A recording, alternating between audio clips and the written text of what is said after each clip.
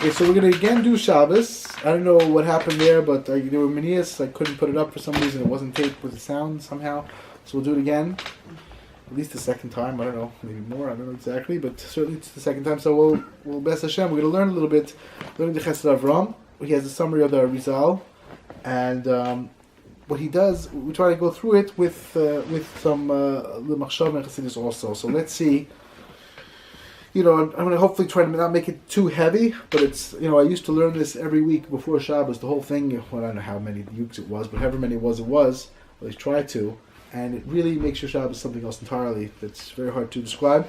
What he's talking about here, in the Rimon, Chavav, in the second chelik, he's talking about, right, in Hachalas Shabbos, the first one of Shabbos is about preparing for Shabbos. He says, imbuing Shabbos in your weekday. That's what he's talking about. You already knew what Chazal said. You get to say havdalah until Tuesday of the week. There's actually a suffix of Ferg is like, what about Yom Tov? I don't know. Maybe you have to maybe tell Lusa Shachar what's Yom Tov, maybe 3 days, he doesn't know. That's what we care. But Shabbos you have 3 days, so it's very strange. So usually, generally speaking, havdalah, right, means dividing yourself from Shabbos. So we don't understand, like a week later, when it's Shabbos, you can't divide from last week. It's too late, right? But it seems a little strange. You can wait until Tuesday. Not kesha like Shabbos, you know what I mean? But the one thing you have to do with others. So he's going to go and explain to us why are you allowed? Why can you wait until Tuesday? Every person on Shabbos gets an extra level of nefesh, ruach, and neshamah. Okay, what are nefesh, ruach, and neshamah? Anybody? Most people think they mean his soul, or this soul, that soul, whatever. If I different level of soul, but like I'm going to go with the Maharal of the Gra and the Balatanya. It's a little maybe the easiest Maharal, and maybe the Maharal also. I don't remember, but the Maharal is like this: you have nefesh, ruach, and neshama. Nefesh is actions, ruach is speech, and neshama is thought. Not such a complicated halach. So that's I'll just quickly say something out about it. There's a lot to say about it, and we'll probably get to it again and again because the different aspects is going to come up. But for right now, I'm just going to very quickly say that there was a dispute. Hashem created originally, right, these two bodies, right, the sun and the moon, right. So Chazal say sounds like they were the same, right? They were the same. And then the moon said, well, how can two kings have one crown? So Hashem said, you diminish yourself. So the moon diminished the moon. And then Kirilu Hashem we bring the Se'el Rosh Chodesh, we bring the goat Rosh Chodesh to, as it were, atone for Hashem, as it were, that he diminished the Malchus, whatever this means. It's a very deep idea, not a simple thing to understand. Atone for Hashem. But the Ibn Ezra right away says, wait a minute, one's called sun, one called moon. Their purpose was day and night, right? So it can't be that they literally were created the same. Like, it means Hashem made these two big bodies. There was a moon, there was a sun, and whatever it was diminished, it wasn't diminished. That's the Ibn Ezra's way of approaching. The Maharal is, of course, not into this. He's very simple. Chazal said that meaning is the same. Size, it sounds like Maharal is very not into it. Now, interestingly enough, the Pischei Sha'arim, Talmud of the Gra, and the Maharal has a whole Mahalach and Gra. You can look at it if you want. Very, very fascinating, deep things, and also in Pinchas explaining what's the Sirish Chodesh, what's the Kapara, and what's going on, and what does this mean. But anyway, the Rav Yitzchak Chaver said, for sure it can't be that Hashem made these two the same size. What do you mean? The sun, the moon, you have to have day, you have to have night. He said the bechina is, again, this aspect is called malchus, the nefesh, the aspect of when you only are able to do action, when you don't have the koach to really put in the kavanah properly, you don't have the level of dibur, you don't have really, even the heart, it's not really there all the way. You can't put the heart in, you can't put the dibur, you're not really holding so much, right? And then you have the aspect, that's called the moon, because it waxes and wanes. So originally the moon was created full, and it would stay full. And then the sun also had this very big order. That sun is the level that's called ruach. That's the level of speech, of more kavanah, where you have the heart happening. So the Malchus said, how could you have two kings working with one crown? In other words, if the Malchus is also completely, totally connected to the aspect of kavanah, and it's complete. It's always full. So then there's no way to fail. You can't really fail. How are you going to fail if you're such a high place? So Hashem took the bechina of Malchus and diminished it, made it higher and lower. So Adam Rishon and Chava should be able to fail in Gan. And that's the aspect of the Torah. Is like, on the one hand, it was very, very difficult. Keep Yachol, whatever this might mean. So that's what he says. So you have the bechina on Shabbos. You get 4 aspects. You get nefesh, ruach, neshama, and neshama the neshama, which is a very, very high aspect. It's called chachma. You get an aspect of nullification to Hashem. You can't even describe what it is. So we're going to try very much, we know that sometimes, often, actually, it can be difficult to really feel all these elements. How do you feel these things? So the Zohar first of all says Kedusha needs preparation. If you don't know about them, you're for sure not going to feel them. Like how you maybe sometimes from a distance, you don't even know what they are. You have to prepare about it, you have to understand what it is, and then it helps the person prepare. And there are certain things also that can mess a person up in terms of being able to really feel what Shabbos is, and the Kedusha of Shabbos, and the goodness of Shabbos, and all these good things. It's very easy to a person to go today again. We have this this very special gifts today. We have these very beautiful special gifts. And people who are involved in these special gifts have a very hard time connecting to Kedusha. It's very not simple. On the one hand, our Moshe Shapiro says we used to say that the idea of connection, you always have to have a connection. He says to teach you to always be connected. So it's a good thing. If you don't have connection, it's not good. I can't send the mail. I can't do anything, right? On the other hand, this connection is it's like the opposite of real connection, because you don't really, even in terms of reality, a person who's his whole life is in the computer, so he's an Evach. He might have 1 million followers, knows what is, but it's not really, it's not real, it's not actual, it's only, as it were, it's only ki'ilu, so it's not a real connection. Real connection is bringing Hashem into our life. It's not such a simple thing. So, when the bechin is nefesh, ruach, neshama, and Shabbos it's neshama and neshama also. So that's what he's going to say, right? Dash elachad she'elo tsefes ruach nefesh ruach neshama k'fei chelek migelo. Every person has nefesh ruach neshama on Shabbos. We all get an aspect of something added to your ability to do ma'asim properly, your ability to have kavanah and dibur, your ability to have machshava. That's Shabbos. Right? He said you have yetzer lechavin k'dei shishayir lo Ezra tosefes imenu limechol. You have to have kavanah to hold on to a little extra during the weekdays. You want to hold on to it during the weekdays. In this manner, he will direct his ways. And if a person will have his kavanah in his actions, it's like an incredible thing. He said, you do this, you for sure are not going to sin. Not going to fall. It's an amazing thing. But the yetzer will not have any kitrid on him. He's going to give us a bit of a tall order, but again, we're going to try in whatever way we can to try to access whatever way we can these beautiful areas in Yom. But kol totally bekavana. It all depends on Hashem. This is the only way to do it, to get your mind focused and connected to Hashem. Fine. Like I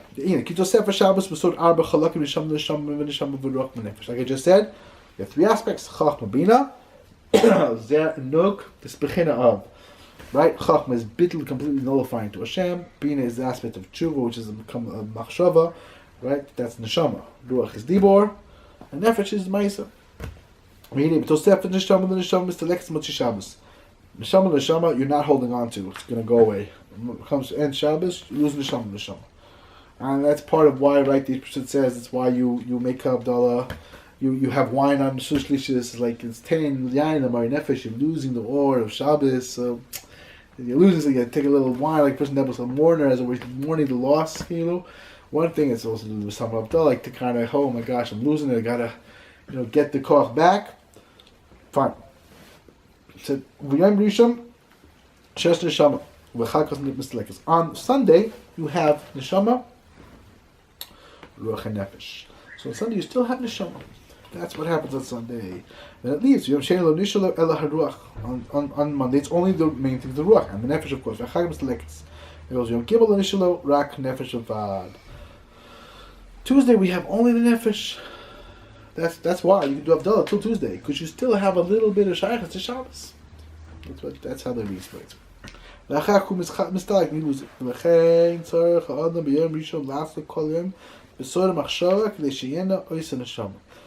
Sunday is a big time for neshama. machshava. So the neshama should have enough from it. This the aspect of what neshama, again, this similar, the Ri actually seems to say himself. The neshama is shayach to the aspect of machshava, like Baal Tanya in the Gra. Alright? That's why on Friday and on Sunday, that's when the Anshe Mishma did not fast. Which lose neshama, and it makes it harder. The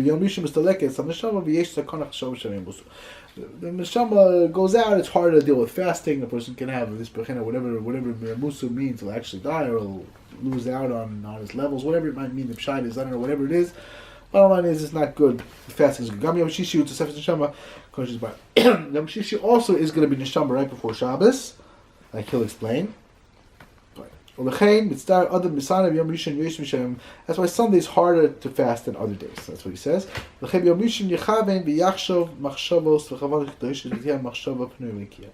Sunday you should have a kavanah and have good thoughts, holy thoughts, and his machshava should be pure and good. Okay, here we are. Have in mind all the moments of the day and the name that's called Sag. Okay. So this bechina that's called Sag, because again, this is an aspect of Bina, right? It's an aspect of Tshuva. That's what it's about. So when you write the Shem Havai, you write Yud Havdalah as the first Yud, and then you have Hey Yud, and the last Hey is also going to be Hey Yud and Sag is going to be Vav Aleph and Vav. I'm not going to go into so much yet. Eventually we'll figure out a little bit more about Hashem, but right now we'll just focus on that. And that's this aspect of, it's all Yuds. Yud is like the ultimate connection. And the Aleph, you're able to sort of channel and bring things down into the person, into the Adam. Right? And you have this place of the beginning of Sag. We know Sag is like the Torah Hashem to bring this idea of Gas. The person feels themselves. You're able to feel with your heart. You feel you're there. It's like you're full of fire for Hashem. This aspect of fiery tshuva and fiery connections, bechina of neshama, that is, again, that's the level of Sag, so that's why it's Sag, you just said, and, of course, b'shem eke yaku, okay, u'b'shem eke asher eke, right, we saw in the parsha eke asher eke, so I have also, Sunday, you're supposed to have in mind eke asher eke, eke yaku, eke yaku, okay, so what is eke yaku? So you have this shem, it's called this Sheva Margalin. Sheva means these 7 pearls. That's the Shem Yaakov, and it's going to be very, very important when we learn about Boichala, and we learn about the Kadeshim on Friday night, and we learn about the Shmona Esreis throughout Shabbos. We're going to learn about this Yaakov and the Shems that come out of each of these things and what they are and how they are. But now is not necessarily time to go so much into it. Just the only thing I could say is brought down that Yitzchayim says that Yaakov is Gematria Membeis. And also, Eke, Asher Eke, without the Asher, 2 times Eke is also Membeis. And the shame Membeis is a shame that uplifts. It's din, and then picks up from world to world, from place to place. So you have 3 Yadayim. Yad, Yad, Yad is also the bechina of this aspect of this inyan of the shame mab. The shame mab is anah b'koyach. Anah b'koyach, I don't know if you notice yet, there's like the first letter sort of, there's like, they sort of, at the end of each stanza, right? They have kind of like 6 letters, there's 7 stanzas, and then it's like it puts all the letters together because all the shames. Shame is the mab, and every day of the week has a different shaykhs to a different shame. Right? So we'll see also Shabbos how it has to do with, and all these things how it has to do with. I don't think it's necessarily that productive to focus now on Abu Koch. He has a whole limit on Abu Koch, which isn't so much in Shabbos. I don't think that's where we're going to be. We'll probably focus more on the last stanza of Abu Koch as we get to it. When it's like throughout Shabbos or different times when you're picking up a different element of that last stanza, but we're not necessarily. He's going to mention it now, so I'm just letting you know. So that's this bechina of these Margalin, and they're very powerful. We'll see that's Hashem, right? So that's the first. He says you have in mind these shames if you can. Kol Eloheim b'Bria Shemisham Neshama. Neshama is from the world that's called Bria. Okay, so I guess we'll go through Chaim Vital's construct. Someone actually asked me about this, so I figured it was a good way to kind of get there because it's interesting. It's got its own pluses. I'm sure you've learned that there are 4 yesodos. Tanya brings also this idea. There's 4 yesodos, right? Eish, ruach, mayim, offer. You have fire, air, right, Mayim is water, and earth. Right? So the first level. Okay, so first of all, every person has these 4 elements. These 4 elements represent Yud, K, Vav, K, and the 4 worlds. Now, that doesn't mean that literally you can check a person and find fire in them. Well, you might find heat, you might find enthusiasm, how much drive they have. That might be part of it. And it doesn't mean necessarily. It just means it's a capacity. It's a spiritual capacity, and it's part of what makes a person tick and how things work with him. So you have the Bechina that's called H. The Bechina that's called H. Again, using the Kasher of Chaim Vital, there's really 2 of them actually, but we'll go to Chaim Vital. Chaim Vital says, and I think the Tanya also brings this idea, Chaim Vital says that H is the aspect, the highest level.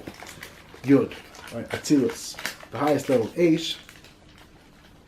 So, like you were saying before, the aspect of Chachma, which is this level, that's when you're totally nullified to Hashem. You're batal mevutal to Hashem. So when I'm batal mevutal to Hashem, when I'm totally one with Hashem, right? H, I'm one with Hashem, it's Bechina. So, what takes me out of that is ego. Ego completely throws me. So, any bit of anger or gaiva totally sends me out. Gaiva is its own in the way the Arizal actually says it's the worst pagam, because gaiva is gematria Yud K, and gaiva has the power, as one of the few things that has the power to really affect these highest levels. The person nullifies himself, but he nullifies himself because he's so great. So, sorry, that's not the way it's supposed to be. It's supposed to nullify yourself because God's so great, not because you're so great. Right? So that basically sends you out of this place that's called Etzirus. Now that's the fire, that's this Bechina of the fire. The fire is supposed to be this place of bittul and nullification and connecting. And right, that's one aspect, right? It's one level. That's the feed, again, Chaim Vital and the Tanya brings, right? And then you have the Bechina that's called, the next level is Ruach, right? Ruach is the Bechina of Bria. Bria is ruach. You have the bechina of, that's like being careful with your words, what you say, how you say. That's what's going to enable you to do tshuva and be focused and connected, or to make you fall away. Again, bina liba, that has a lot to do with a higher level of your heart being in the right type of place, the right type of alignment to be able to do tshuva. Both of these levels are above nature. So what messes you up from that, what ruins that, is when a person speaks incorrectly, speaks inappropriately, uses his mouth the wrong way, so then he has a harder time being connected. The way his heart is like kind of, it gets to a place where it's very difficult for him to be where he's supposed to be, to do what he's supposed to do. The next level is Mayim, right? That's the Bechina, that's the Bechina, the word Bitzira. So Mayim, when you're dealing with Mayim, so in Mayim, we have an aspect of tivus. This is part of a person that just wants to be expansive. Mayim grows things. The person has this he just wants more and more of everything. Yeah, that's exactly. That's what it says. So that's it's a beginning of growth. So it's an expansive power. So that power of expansiveness, on the one hand, it's good. On the other hand, it's not so good. You don't have to eat the whole pizza. You have to eat 8 slices of pizza. Wow, it's not. Wow, it's pretty. It's like not even 2 people, it's 3 people. Wow, pretty good. It's pretty. It's beyond. That's way over. It's too much. Everyone, if you where their home is, it's really expanded. Person, you all know that you have to have limits, otherwise, not so good. So you have to have the right type of expansiveness, not the wrong type of expansiveness. You have to expand in a way that's going to be positive. So the person expands on a child, gives so much, and spoils and rotten. The kid is such an impossible monster. And it's like you didn't do the child any favors. You didn't do any favors. Well, that's not a favor. You have to raise your child and have him get to a place where he's able to be self-sufficient and be who he's supposed to be. So that's the level of the that's the next level. And then the final level is Afar, right? Afar, right? Nachash Afar Lachmo, right? Afar is the dirt. That's this aspect of where a person, either he's growing things, there's something growing there, it's like joy and alacrity, he is fertile ground so that the water can join and make things happen, right? Or he's just dust, like the Nachash Afar Lachmo of the Zohar. The Zohar says that the snake eats dirt. He said that means that the snake eats dirt, means supernally this aspect, this element that was the snake, that is what feeds it. What feeds and overcomes it, what gives strength to the other side of the person, and the person, is depression and laziness. Those are the things that really destroy everything. Very, very negative. They mamish, it's like the Piazetza says, like rot. When you have rot not only destroys its own place, it goes and destroys good things too. So it's very, very bad. So be very careful to overcome these two bidas in whatever way we can. Then that's the aspect that's called offer. And you have holy offer where you can really actually make this happen. Holy tainig, right? When you really enjoy and doing good things in kedusha and good and positive things. Then you have the holy ruach where you're filled with. Your heart is filled with a good ruach, and you're careful to speak what you're supposed to say, so you don't mess that up. And you have the holy bechina of being completely nullified to Hashem, right? The bechina of the chachma, and don't mess it up with gaiva and kas, arrogance and anger. Fine. So that's what we're holding right now. Fine. L'chein tzar l'kasher sham ayom b'shem yom b'shem ayom b'shem yom Shabbos. Yep. That's why you have to take this name of the day. That means the sixth letter stanza of An B'Koach, and connect it with the one of Shabbos, the first and the last. The first letter of each of that is a shame. That's Sunday. That's Chesed.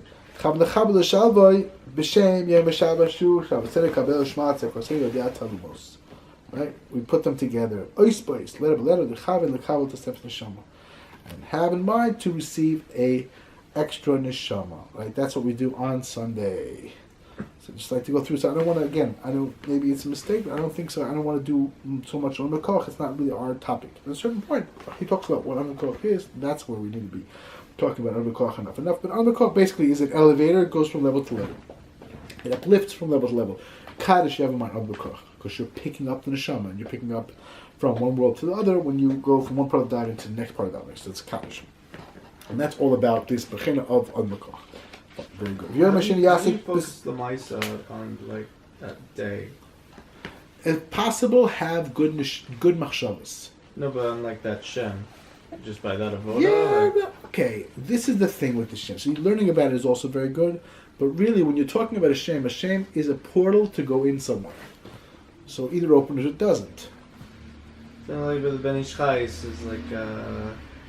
Do like 3 times in a row for like that particular day or something. Could be, yeah. There are different ways of trying to do it, but I'm just saying like the this is what the Magid. I don't know if I told this already. Probably did. The Magid. What happened with the Magid is the Magid used to daven very long. I don't think I told this. He used to daven very long, and he had a student who would say, he was a businessman, and he knew the Arizal very well. The Magid daven with the Siddur Ari, and he said, "Why is it taking you so long? People leave, they come back. You're still davening an hour trying to." So you can test me 5, 6, 7 minutes of talking from Ezra. I can tell you all the kavanas by heart, not a problem. So the Maggid says it's too bad that it's a pity that for you, you go all the way to Leipzig, you take a 3-day journey there and back to buy this hara. Isn't that too bad? It's just so does the Berdisher. No, there's a Maggid. So he said, what do you, Berdisher was a different story, also a good story. So the Maggid also about Moshe. So the Maggid says, isn't it too bad that you sit there, just sit in the corner of half hour, meditate as if you went to Leipzig, as if you came back. Pretend like imagine you're buying this hara, you're buying your merchandise, and why should you bother wasting time? He's like, listen, Rabbi, if I don't go, I won't have anything to sell. He's like, that's the difference. He said, when you think of the Arizal, you have the kavanas, you see a map. So you can consider all the details of the map and the contours within a little bit of time. He said, but I have to go there, it takes some time. It's doing the baditcher. So it's like this is again. So you have only shame is you have to only shame is you have to have it all. You have to connect. You have to be zoche. The yesodos says you don't need a. He's when you're dealing with a shame. People think that she's like you look at a complicated right. You look at a bookshelf right. And you see this font. You see a sefer. You see shame bishmo. Okay, so it's gold lettering and you have how many lines? 3 lines. You have a star in the middle. You're like you don't. That's not how anyone perceives. You see a picture. You don't see, if you need to think about all the details, you're not really seeing what's happening. So you're supposed to see and then you go right in, and you're there, like these beautiful palaces and wonderful constructs. But if you don't see, you are clueless. You don't see. That's how the Bnei Yisrael says. You're not necessarily supposed. It's kind of interesting. Oh, I'll lift to this to that. That's not really what's going to do it. You have to get to the place. You have to get to the level. That's what he says. So I'll just say B'kitzur now. The rest of it very B'kitzur, and I guess next time we'll continue with this because it's getting a little late. So we have like this, very, very big, I could finish, but I don't want to. Yetzer, that's, right, Sunday, Monday, Tuesday, right, is nefesh, is neshama, ruach, nefesh. That's why we have Kriyas Torah on Monday, and we'll see, Ezra Hashem, and Thursday, because Wednesday is also nefesh from the next Shabbos, building up to the next Shabbos. Thursday is ruach to the next Shabbos. That's why Dibur, you have to restore both of them. And Friday is neshamah again. That's what we'll see, Ezra Hashem. And we'll, Ezra Hashem, I guess we'll continue next time on at this basic place. So, and that's really what it comes down to. Be zocher to every time to have in mind. So like the Sunday's a better day for machshava, and Friday also. And Monday's a better day for Dibur, right? Learning Torah, but Dibur especially, and then Tuesday's a better day for Ma'isa. Right, that's the nefesh Tuesday and Wednesday. Check it out.